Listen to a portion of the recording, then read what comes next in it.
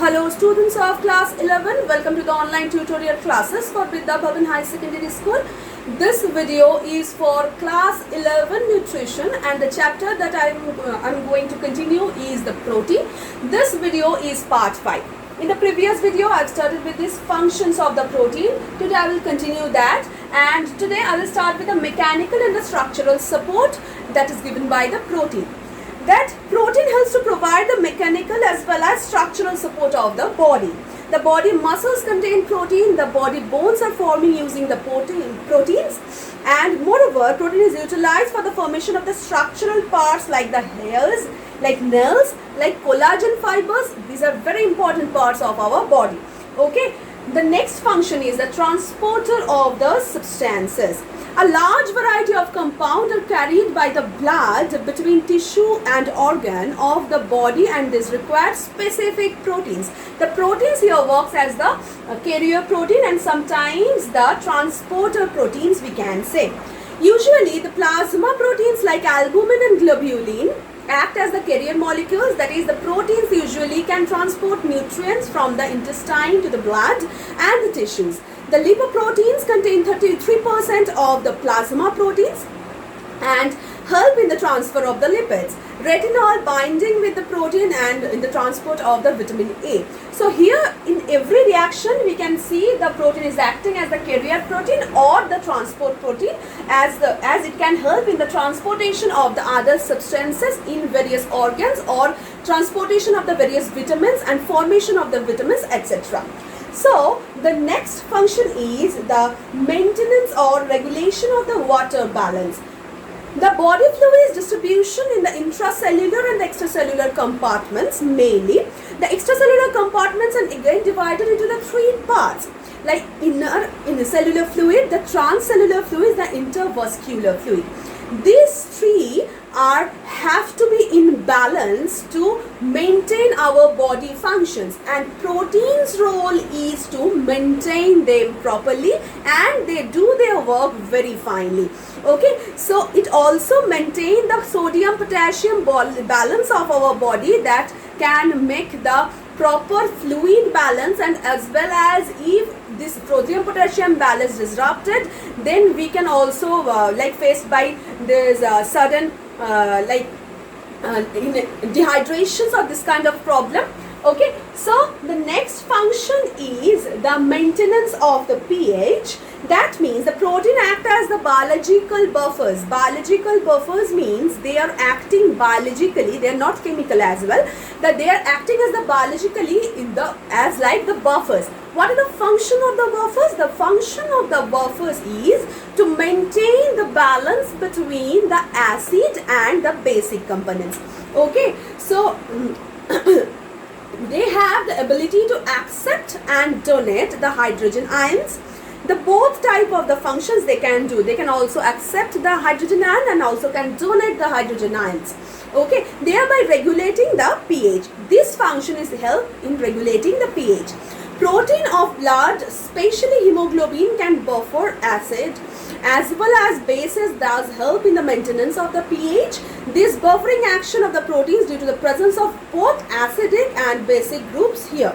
So here I am drawing one like structure of the protein, then you can understand it easily.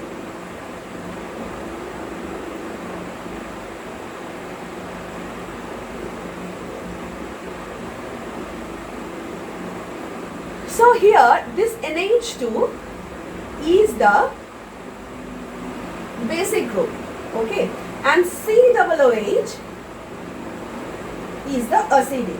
So when it can donate some H plus, okay, they will form the NH3 ion and it will be the cationic form of this. And if one hydrogen ion goes out, then it will form the COO minus. This H will disappear and COO minus will form. Here the NH3 in the upper part, and here in the side part COO minus will form. Okay, so it is the anionic form of it.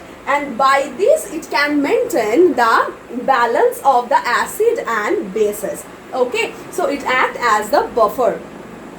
The next function is the lubrication. So the mucous membrane of the respiratory tract and the oral cavity, reproductive system, everywhere, they are all formed by the protein and act as a lubricating agent, as you can say, like reduces the irritation of the materials passed through. That helps to reduce the irritation when the materials pass through from this area. Like membranes secrete mucus from then the passes through it. The mucus is the mucoprotein. The protein also acts as a lubricant in the synovial fluid present in the joints. The reduces the friction between the joints. The synovial fluid is also made by protein and it reduces the friction in between the joints. The next function is immunity. So here the proteins helps to form the antibodies, and that protects us from the various diseases that come to our body. Okay, the natural antibodies are made by this protein. They are fighting against the antigens which are coming in our body. Okay, the final function is the energy production. As you know, the protein can give 4 kilocalorie of the energy for a burning of 1 gram of the protein. So proteins are not mainly used for this energy production because it also have many important functions of that, like rest 8.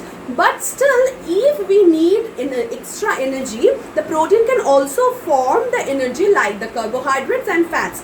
Only proteins are catabolized and provide energy.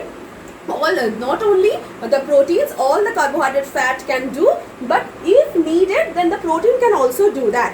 If body proteins are broken down, and the energy will be like a tremendous muscular wasting and the degeneration will happen. So that is why actually our body functions are controlling the proteins to not to produce this energy, because the mainly energy production function is done by the carbohydrate and fats.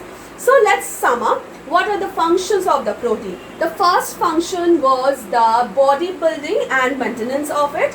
The second was the formation of the important body compounds, that are the hormones, that are the enzymes, that are the hemoglobins, and many more. The third is giving the mechanical support in these muscles, in these tissues, as well as in the bones. Next, the transporter work as a transporter like a carrier proteins to transport the other substances to our cells and other. Next, the regulation of the water balance is also a very important function. The next is maintenance of the pH, as here the protein can produce the basic group as well as the acidic group and act as the buffer in various kind of reactions. Then the lubricating functions, they are forming the mucous membrane. By this they help in the passing through of the various components passing through these organs. Next, the immunity, it produces the antibodies and give the immunity power to us. The final is the energy production, as every other components, the protein can also form the energy if it can be burned. So in the next video I will discuss about the protein deficiency and the excess. Till then, thank you.